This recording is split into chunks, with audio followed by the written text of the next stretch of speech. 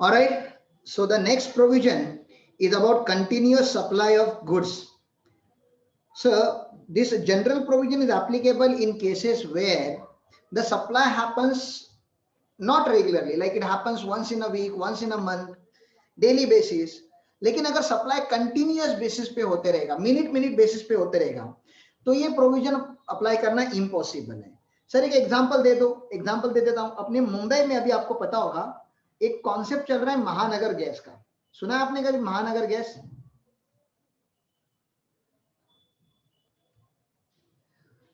बोलो, have you heard महानगर gas का कॉन्सेप्ट? नहीं सुना अमोल? आपने महानगर गैस नहीं सुना? क्या होता है महानगर गैस? बाप रे. ठीक है.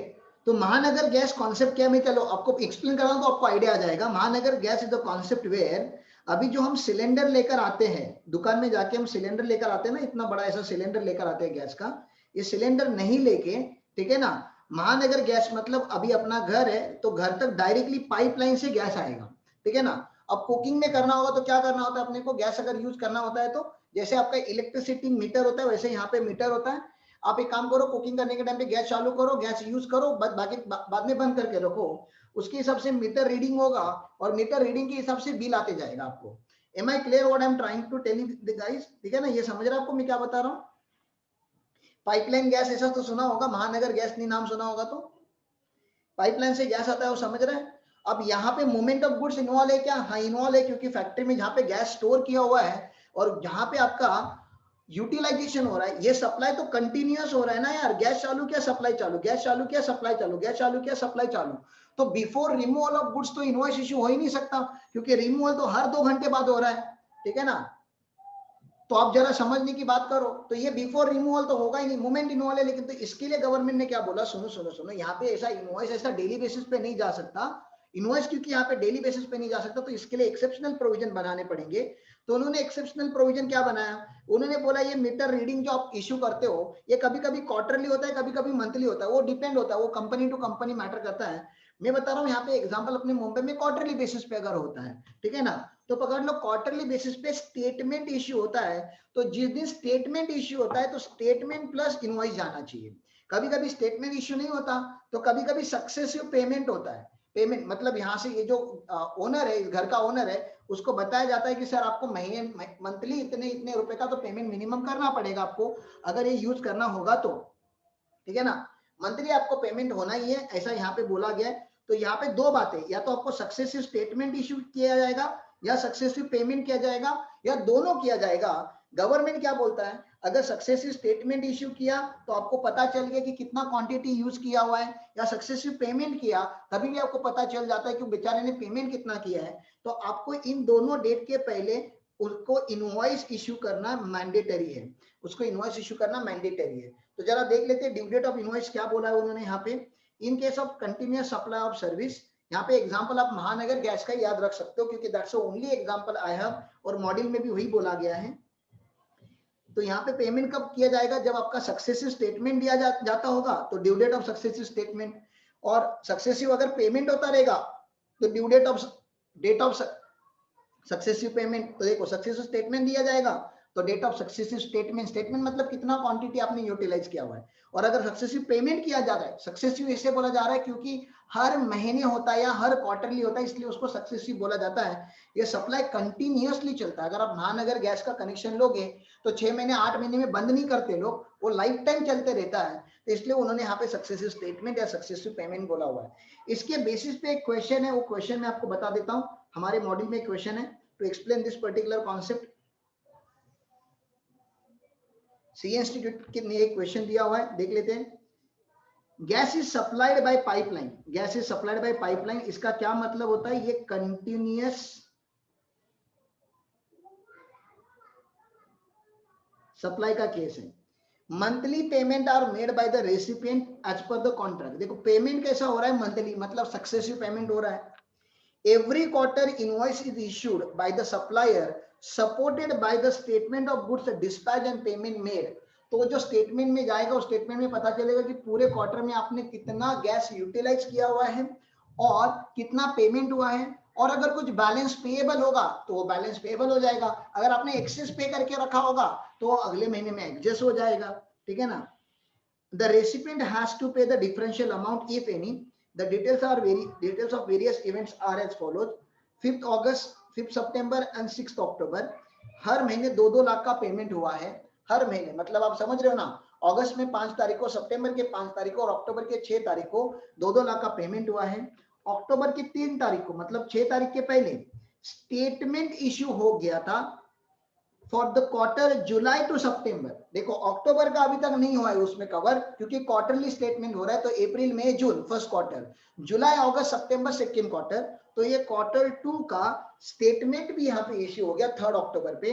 और 17 सितंबर पे, 17 सितंबर पे इन्होंने क्या कर दिया, differential payment of 56,000, differential payment of 56,000 is received by the supplier for the quarter July to September as per the statement of accounts.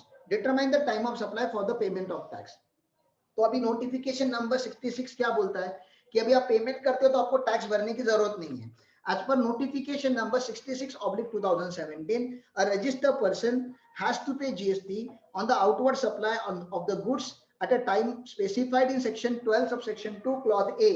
मतलब section 12 subsection 2 clause A में क्या डिफाइन किया गया है, date of issue of invoice और last date of issue of invoice, ठीक है ना, अंडर सेक्शन 31। और इश्यू कब होना चाहिए था, जब जब पेमेंट इश्यू हुआ था तब तक उसका इनवॉइस इश्यू हो जाना चाहिए था, ठीक है।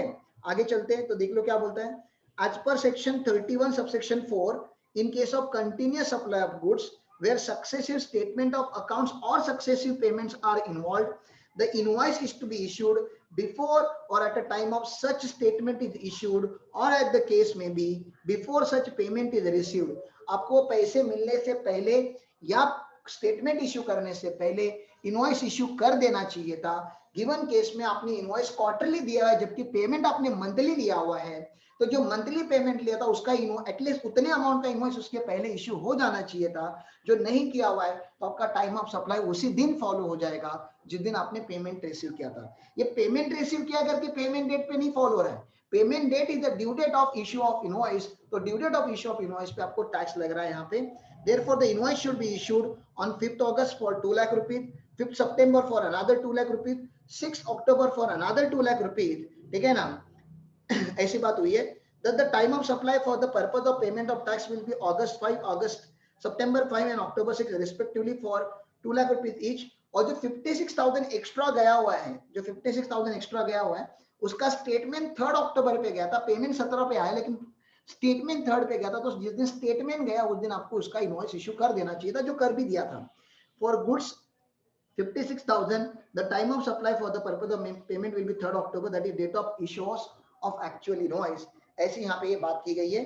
फिर वो 1000 रुपए का बात किया गया, फिर आगे खुद ही लिखते कि प्रैक्टिकली इररिलेवेंट है क्योंकि अभी एडवांस के ऊपर वैसे भी टैक्स नहीं लगता। तो ये हो गया कंटिन्यूअस सप्लाई ऑफ गुड्स का केस।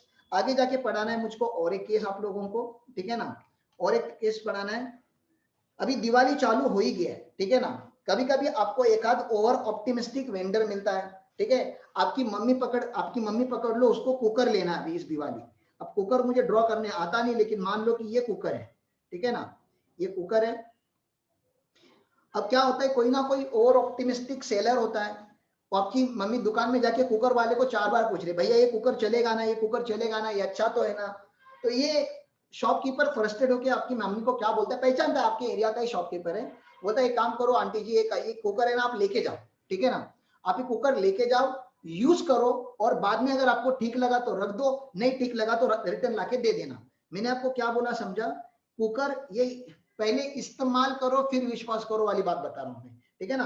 पहले यूज करो फिर विश्वास करो, अगर आपको ठीक लगा तो आप रख लो, ठीक नहीं लगा तो आप रिटर्न लाके दे देना, मैं ले लूंगा, आपसे पैसे भी नहीं लूंगा। तो बिना पैसे लिए, बिना इनवॉइस बनाए आपकी मम्मी को कुकर दिया गया, वो यूज करो। अब बताओ, आपकी मम्मी को जब ऐसा कुकर मिला है तो कितने दिन में मम्मी कंफर्म करनी चाहिए आपके हिसाब से कि कुकर ठीक है या खराब है, कितने दिन, जरा बताओ ना, कितने दिन, कितने दिन, कितने महीने, आपको क्या लग रहा है कितने दिन लगने चाहिए आपको कुकर का टेस्टिंग करने के लिए? अरे जल्दी बोलो, कितने दिन में मम्मी बता देगी, हंस क्या रहे हो सालों। 1 से 2 दिन में, चलो ठीक है, और बताओ, बढ़ा के बताओ टाइम लिमिट। अच्छा मंथ में बोलूंगा तो कितने महीने लगने चाहिए आपको, क्या लग रहा है? मम्मी को ये पता करने के लिए कि कुकर सच में चलता है, देखो 1-2 दिन तो कुछ भी चल सकता है, लॉन्गर पीरियड में बात करेंगे 3 से 4 महीने। अब 3 से 4 महीने गवर्नमेंट बोलता है मैडम जी एक काम करो 6 महीने के पहले तो कंफर्म कर देना। मैं नहीं बता रहा हूं 6 महीने, लेकिन गवर्नमेंट क्या बोलता है कि भैया 6 महीने तो कंफर्म कर दो प्लीज, मैक्सिमम, ये मैक्सिमम बोला है, मैक्सिमम। अच्छा वो दुकानदार भी देना चाहिए। जीएसटी लॉ बोलता है जब जब ऐसा सेल होता है जहां पे सेल हुआ नहीं है लेकिन सप्लाई है और आगे जाके कंफर्मेशन आने वाला था, ये कंफर्मेशन या तो 6 मंथ में आना चाहिए। अब आपकी मम्मी अगर भली इंसान होगी तो पहले हफ्ते में जाके बोल दे कि भैया कुकर मस्त चल रहा है, एकदम मजेदार चल रहा है, एक काम करो जो भी आपका पैसा बनता है ले लो आप, एक काम और मुझे इनवॉइस दे दो। या तो फ्रस्ट्रेट होकर रिटर्न दे देगी कि नहीं चाहिए कुकर। तो दोनों में का कोई तो इवेंट आप जल्दी से जल्दी करो, मैक्सिमम 6 महीने तक करो। अब 6 महीने के बाद भी आपकी मम्मी ने कंफर्म नहीं किया तो गवर्नमेंट अपने पेशेंट लूज करता है, और जब 6 महीने खत्म होते हैं उसका जो नेक्स्ट डे होता है उस डे पे इनवॉइस इश्यू करना मैंडेटरी है, ठीक है ना, उस दिन पे इनवॉइस इश्यू करना मैंडेटरी है। जरा देखो ध्यान दो मैं क्या बता रहा हूं, मैं आपको पढ़ा रहा हूं section 31 sub section 7। This is very important for multiple choice question as well. Goods sent on approval basis, इसको क्या बोला जाता है, goods sent on return basis, goods sent on approval basis, ठीक है ना। अगर ऐसा है, अगर उन्होंने 6 मंथ में अप्रूव किया, विद इन 6 मंथ में अप्रूव किया, कोई भी भला इंसान विद इन 6 मंथ में अप्रूव ही करेगा, ठीक है ना, या रिजेक्ट करेगा, रिजेक्ट करेगा तो सप्लाई हुआ ही नहीं, लेकिन अगर अप्रूव किया विद इन 6 मंथ में तो भले इंसान हो, जिस दिन आपने अप्रूव किया, जिस दिन आपका सप्लाई बना, तो डेट ऑफ सप्लाई, ठीक है ना, डेट ऑफ सप्लाई मतलब जिस दिन आपने इनवॉइस बनाया, जिस दिन आपके नाम पे टाइटल ट्रांसफर हुआ, उस दिन आपसे टैक्स लिया जाएगा। लेकिन अगर आप भले इंसान नहीं हो, 6 मंथ में भी अगर आपने अप्रूवल नहीं दिया तो गवर्नमेंट बोलता है in any other case the due date of invoice will be date of supply. नहीं नहीं नहीं ये गलत है, date of expiry, date of expiry of 6 month, ठीक है ना, जहां पे 6 मंथ खत्म होते, ये यहाँ पे गलत लिखा गया, जहां पे 6 मंथ खत्म होते उसके बाद वाला डेट विल बिकम क्या बता रहा हूं मैं आपको, ड्यू डेट ऑफ इनवॉइस, और उसके पहले अगर डेट ऑफ सप्लाई के पहले, ये गलत ही है, ये पहला डेट, ये सेकेंड डेट है, date of supply whichever is earlier, यहाँ पे लिखा गया है, ठीक है ना। अगर 6 मंथ में आपने अप्रूव किया तो अच्छी बात है, या डेट ऑफ सप्लाई या expiry of the 6 month which ever is earlier, ऐसे यहाँ पे लिखना चाहिए था, स्टूडेंट ने थोड़ा गलत लिखा हुआ है। आपको मैं मॉडल में से दिखा देता हूँ डायरेक्टली ये बात कहाँ लिखी गई है वो।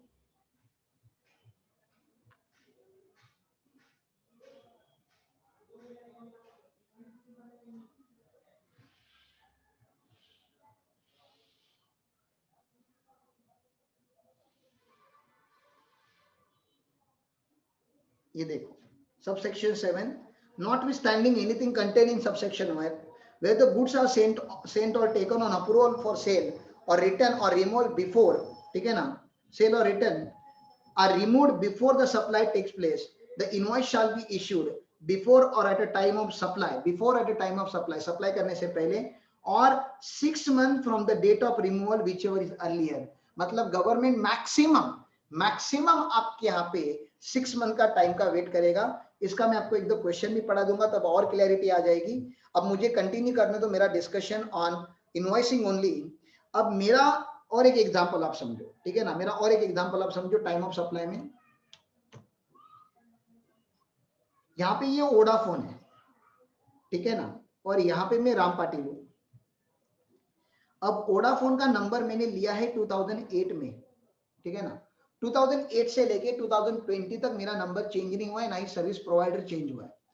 जब जियो आया था तो बहुत सारे लोगों ने पोर्ट कर लिया था जियो में, लेकिन मैं वोडाफोन का इतना लॉयल कस्टमर हूँ कि मेरा मोबाइल चलता भी नहीं था, अभी भी मैं वोडाफोन में ही रहता हूँ।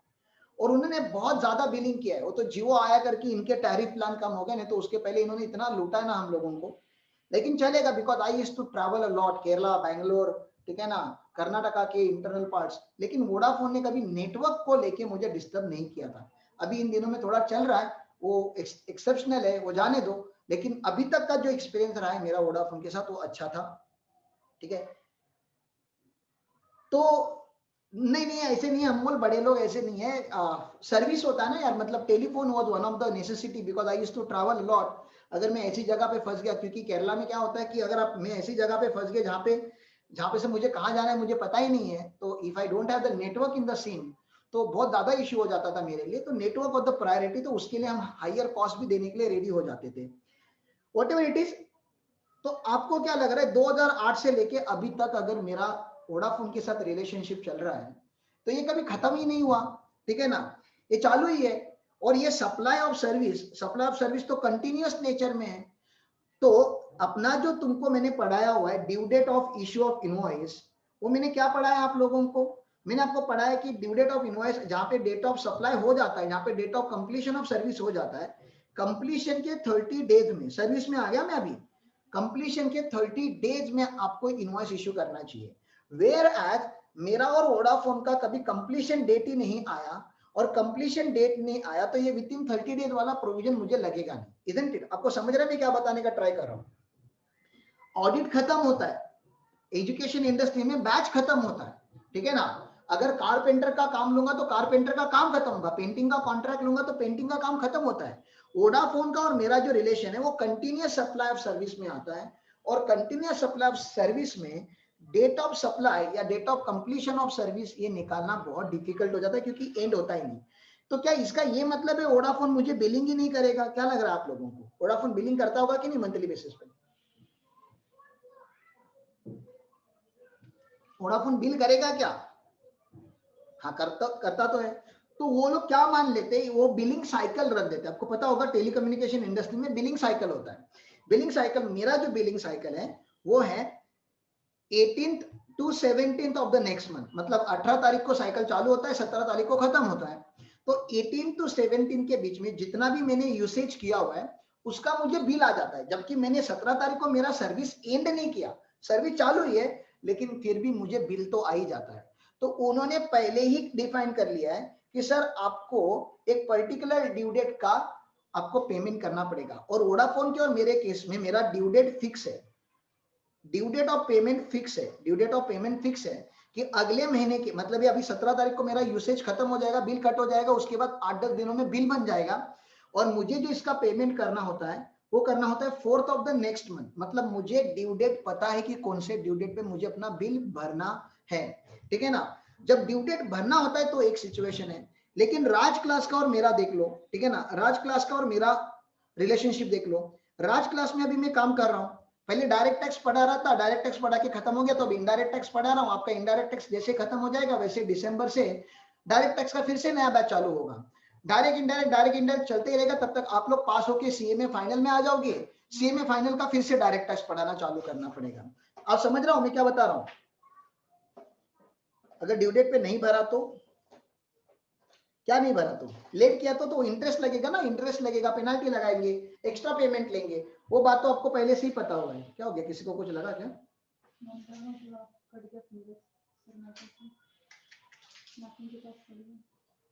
हाँ वही तो, बिल नहीं भरा ना, तो बिल नहीं, अगर अमूल बिल नहीं भरा अगर मैंने टाइम पे, तो मेरे से क्या लेगा वोडाफोन? अगर 500 रुपए का बिल था तो 550 रुपया लेगा, और क्या जान तो थोड़ी ना क्या लेगा। और जो एक्स्ट्रा 50 रुपीज लेगा उसके ऊपर भी तो टैक्स लगता है, मैंने पहले से बात बताई आप लोगों को, ठीक है ना। अब राज क्लास का और मेरा भी जो रिलेशनशिप है वो कंटिन्यूस सप्लाई ऑफ सर्विस में, भले आपका बैच खत्म हो जाएगा मैं आपको बता रहा हूँ, लेकिन सर्विस कॉन्ट्रैक्ट नहीं खत्म होगा, सर्विस तो चलते ही रहेगा। तो सर्विस जब चलते रहेगा तो, और हमारा कोई ड्यू डेट ऑफ पेमेंट भी फिक्स नहीं है, ऐसा कुछ नहीं कि इस दिन पे पेमेंट होना ही है, ठीक है ना। पेमेंट हम दोनों की म्यूचुअल अंडरस्टैंडिंग पे चलता है। तो गवर्नमेंट क्या बोलता है, जब due date of payment fix होता है तो ड्यू डेट के पहले आपको इनवॉइस तो देना पड़ेगा, और जब due date of payment fix नहीं होता तो एक्चुअल पेमेंट जब होता है, एक्चुअल पेमेंट जब होता है तो उसके पहले इनवॉइस दे दो। तो मैं दो बातें आपको बता रहा हूं, जब ड्यू डेट पता होता है तो ड्यू डेट के पहले दे दो, और जब ड्यू डेट नहीं पता होता तो एक्चुअल पेमेंट तो कभी ना कभी लेते रहोगे, तो एक्चुअल पेमेंट के पहले इनवॉइस दे देना। हम बात कर रहे हैं कि इनवॉइस कब इश्यू होना चाहिए, कंटिन्यूअस सप्लाई ऑफ सर्विस में, ठीक है ना। अब बिल्डर की बात भी कर लेता हूं। बिल्डर के केस में क्या होता है, बिल्डर अगर आप कॉन्ट्रैक्ट दोगे, किसी को बिल्डिंग कॉन्ट्रैक्ट दोगे, घर बनाने का कॉन्ट्रैक्ट दोगे, तो उसमें बहुत सारे अलग अलग इवेंट होते हैं। सबसे पहला इवेंट होता है लैंड अर्थ मूविंग का, लैंड को स्टेबिलाईज करने का। क्या लैंड जब आप लेते हो ना कभी बिल्डिंग बनाने के लिए, वैसा एक लेवल पे नहीं होता, वैसा ऊपर नीचे होता है, पत्थर होते हैं, पेड़ होते हैं, तो वो सब कट वगैरह करके सारा क्लीन करना पड़ता है, उसको बोलते हैं earth moving work. Earth moving work होने के बाद जेसीबी बुला के उसको यहाँ पे डिगिंग करना पड़ता है, फ्रेमिंग डालना पड़ता है, एक फ्रेम बनाना पड़ता है जहां पे आपका फाउंडेशन बनेगा। ये हो गया सेकेंड इवेंट। पहला इवेंट था अर्थ मूविंग, सेकेंड था फ्रेमिंग बनाना, वहां पे डिगिंग करके फ्रेमिंग करना। थर्ड आपका इवेंट है फाउंडेशन का कंस्ट्रक्शन करना। फाउंडेशन होने के बाद फिर पिलर्स का काम करना, पिलर्स का काम करने के बाद स्लैब का काम करना, स्लैब के साथ साथ वॉल्स बनाना, वॉल्स बनाने के टाइम पे स्टेयरकेस बनाना, एलिवेटर है तो फिर एलिवेटर इंस्टॉल करना। ऐसे दुनिया भर के होते काम, ठीक है ना। फिर लास्ट में टाइल्स का काम होता है। टाइल्स का काम होने के पहले इलेक्ट्रिकल फिटिंग्स का काम होता है, बाथरूम फिटिंग्स का काम होता है, ठीक है ना। ऐसे दुनिया भर के इवेंट होते हैं। तो बिल्डर क्या बोलता है कि पूरी बिल्डिंग खत्म होने के बाद में बिल्डिंग नहीं करूंगा साहब, मर जाऊंगा, बिल्डिंग बनने के लिए टाइम लगेगा। मेरा एक एक इवेंट जैसे जैसे होते जाएगा वैसे वैसे मैं आपसे पैसे मांगते रहूंगा, और पैसे मांगने से पहले मैं आपको इनवॉइस भी इश्यू करते चलूंगा। तो जरा देख लो यहाँ पे क्या बोला गया है। मेरे हैंड रिटन नोट्स में मैंने इसको कैसे प्रेजेंट करके रखा हुआ है। आपका काम कम कर रहा हूं, ये इनवॉइसिंग चैप्टर का पूरा कंटेंट है। ये चैप्टर हमें पढ़ना चाहिए था टैक्स जीएसटी इनवॉइस में, लेकिन हम यहीं पे पढ़ के जा रहे हैं because this is the most relevant place.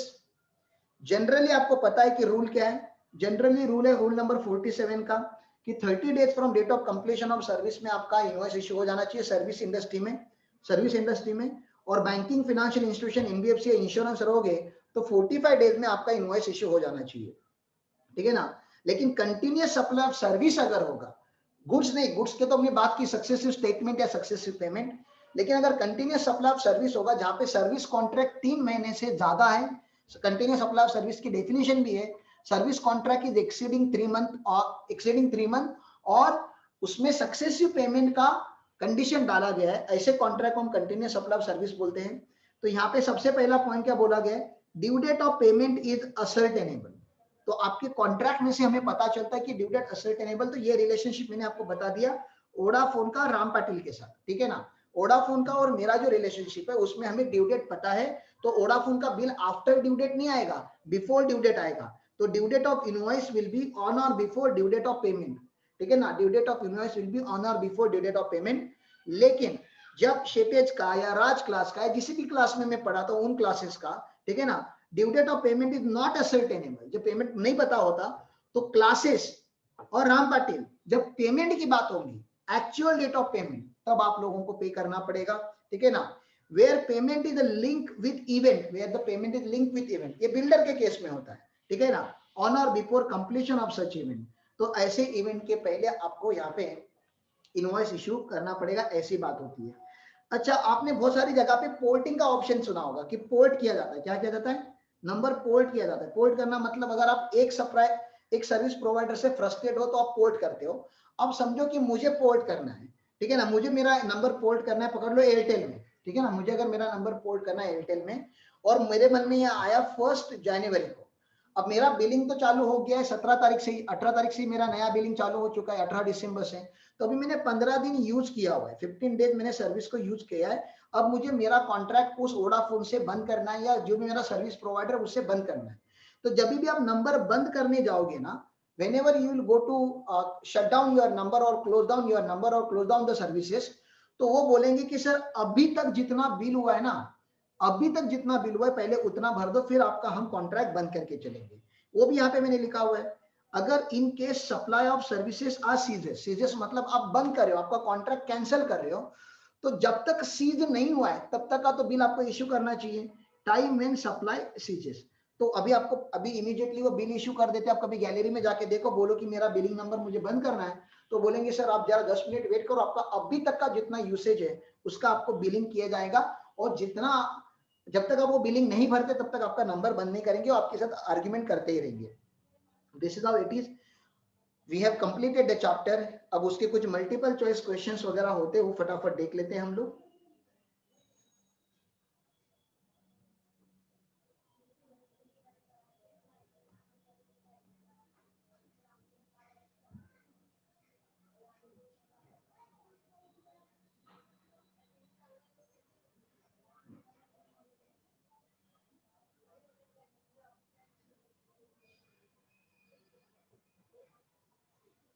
एक एग्जांपल है वैल्यू एडिशन के ऊपर। Radha traders sold goods to Shyam sales on 6th June with a condition that interest at the rate 2% per month will be charged if Sham Sales failed to make payment within 15 days of delivery of goods. Goods were delivered as also invoices were issued on 6th June. Sham Sales paid the consideration on 6th July. 6 जून का 6th जुलाई हो गया, मतलब date उन्होंने late कर दिया with applicable interest. Time of supply for sold goods is the 6 जून। जब goods चले गए तो उसका तो 6 जून होगा, लेकिन जो इंटरेस्ट अलग से चार्ज हुआ है उसको आपका टाइम ऑफ सप्लाई काउंट किया जाएगा 12 सबसेक्शन 6 में वैल्यू एडिशन पे, ठीक है ना। The time of supply of addition in the value of interest is the date when the addition is received, that is 6th July. जब इंटरेस्ट रिसीव करोगे तब इंटरेस्ट के ऊपर टैक्स भर देना, और वो भी भरने के लिए आपको मैंने बता दिया था, डेबिट नोट करके एक डॉक्यूमेंट होता है वो इश्यू किया जाता है। ये सर्विस की बातें तो अपनी कल ही हो चुकी थी।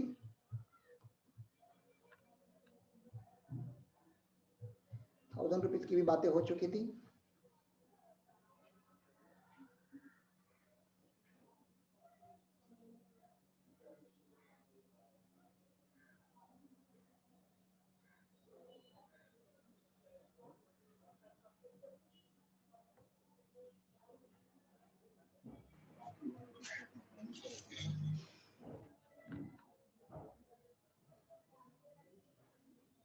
मल्टीपल चॉइस क्वेश्चन कर लेते हैं कुछ, आप मुझे आंसर बताओगे प्लीज, सब लोग पार्टिसिपेट करेंगे।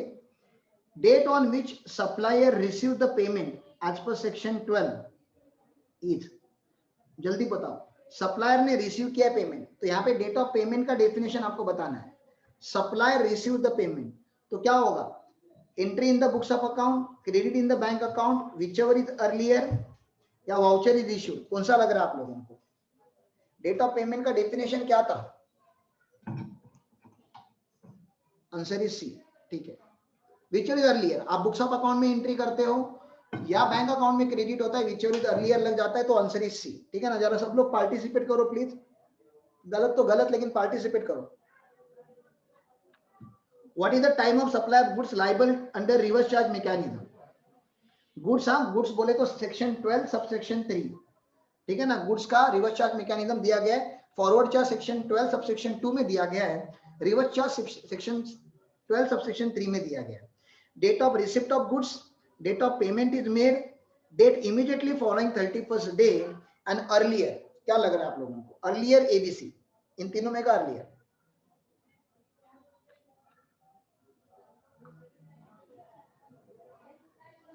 रिवर्स चार्ज में इन तीनों का अर्लियर लग जाता है। Next, what is the time of supply of voucher? Voucher sale हुआ है यहाँ पे, गुड्स नहीं, वाउचर सेल हुआ है, ठीक है ना। When the supply in respect of voucher is identifiable, हमें पता है वाउचर के सामने क्या जाएगा, ठीक है ना। वाउचर के सामने क्या जाएगा? 12/4 या 13/4, गुड्स होगा तो 12/4, सर्विस होगा तो 13/4। आइडेंटिफाइबल है, जल्दी बोलो। वाउचर आईडी सप्लाई क्या होगा? वो आइडेंटिफाइबल है। पिज्जा हट का कूपन है, date of issue of voucher, तो पिज्जा हट को जब वाउचर उन्होंने सेल किया तब टैक्स भरना पड़ेगा। अच्छा, फोर्थ वाला आप गेस ही कर सकते हो, यहाँ पे नॉट आइडेंटिफाइबल लिखा है, सब कुछ सेम है, खाली नॉट आइडेंटिफाइबल। जब हमें सप्लाई क्या होगा वो आइडेंटिफाइबल ही नहीं है, हमें पता ही नहीं क्या सेल होने वाला है। बिग बाजार का वाउचर दे दिया मैंने आप लोगों को, तो क्या जाएगा? जल्दी बोलो, कौन सा डेट पे? तो टाइम ऑफ सप्लाई क्या आएगा? अब वाउचर कौन से दिन पे इश्यू है वो पता ही नहीं चलेगा, मतलब वो वाउचर के सामने क्या जाएगा पता ही नहीं चलेगा, तो वो रिडम्पशन पे पता चलेगा, तो डेट ऑफ रिडम्पशन। चलो ठीक है। What is the time of supply of service if invoice is issued within 30 days? मतलब प्रिस्क्राइब टाइम में इनवॉइस इश्यू कर दिया, बहुत ही बढ़िया, ये कल का अपना डिस्कशन है। What is the time of supply of service if invoice is issued with in 30 days? जल्दी बोलो जल्दी बोलो जल्दी बोलो। 30 डेज में अगर इनवॉइस इश्यू हो गया तो क्या करेंगे, क्या करेंगे? What is the time of supply? Date of issue of invoice, date of receipt of payment, या earlier of A and B?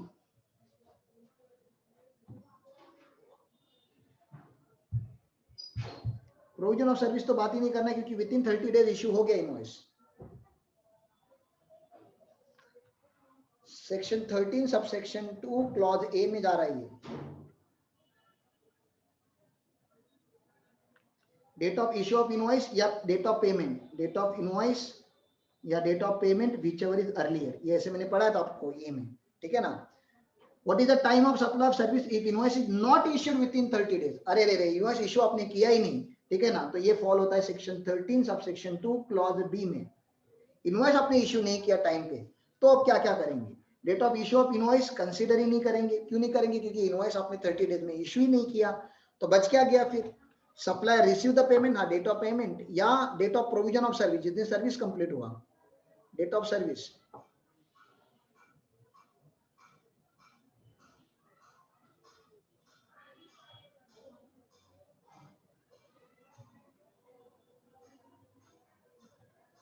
ठीक है ना, तो आंसर इज बी और सी।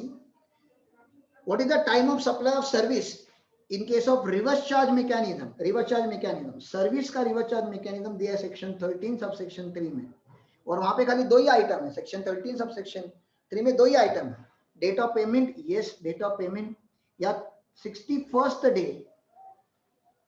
61st day from date of issue of invoice. ठीक है ना, इन दोनों में का विच इज अर्लियर है। डेट ऑफ इनवॉइस का कुछ लेना देना नहीं है, तो earlier of A and B है, तो इसका भी आंसर डी आएगा। What is the time of supply of service where services are received from an associate enterprises? अब associate enterprises located outside India के केस में मैंने आपको बताया था, यहाँ पे डेट ऑफ इनवॉइस नहीं होता, तो डेट ऑफ इनवॉइस नहीं होता तो इग्नोर कर दो, बच गए दो date of entry in the books of accounts या date of payment which is earlier. तो date of entry in the books of account या date of payment which is earlier, तो earlier of A and B, this is the right answer, C is the right answer. ठीक है ना, और फिर यहाँ पे determination of time of supply in cases assuming the reverse charge mechanism, और यहाँ पे गुड्स का रिवर्स चार्ज मैकेनिज्म और गुड्स के रिवर्स चार्ज मैकेनिज्म में मैंने आपको बताया था 3 डेट आपको कंपेयर करनी होती है, एक तो date of receipt of goods, date of payment, ठीक है ना, और यहाँ पे ये जो जून 30 है, यहाँ पे 31st डे आपको ऐड करने होते हैं, और उसके बाद जो डेट आता है उन तीनों में का विच इज अर्लियर लेना पड़ेगा। इसका आप आंसर सॉल्व कर लो, अगर आपको डाउट होगा तो मुझे पूछ लेना, ठीक है ना। तो this is what you need to keep in mind.